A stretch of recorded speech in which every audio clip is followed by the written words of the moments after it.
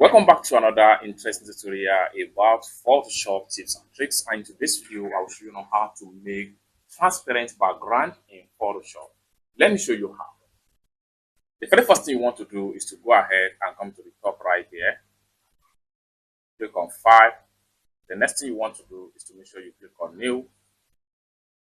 This dialog box here is going to pop up. And next thing you want to do is to set your page. You can easily go ahead and set up our page.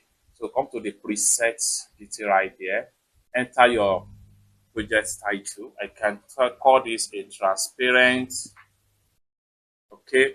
Then I can set my width to be 1000. Then I can set my height also to be 1000. Then the resolution, I can just leave it in 72. The color RGB. Then background content right here. I'm going to click on here and then simply switch to transparent. Here we go. Lastly, come down below right here and hit on create.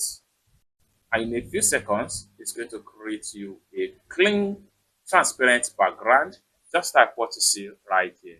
So you can go ahead and import your PNG file and you can export in transparent background where you set up your transparent background, just like so in Photoshop. It's that simple. For more tutorial, tips and tricks on how best to use Photoshop, consider to subscribe.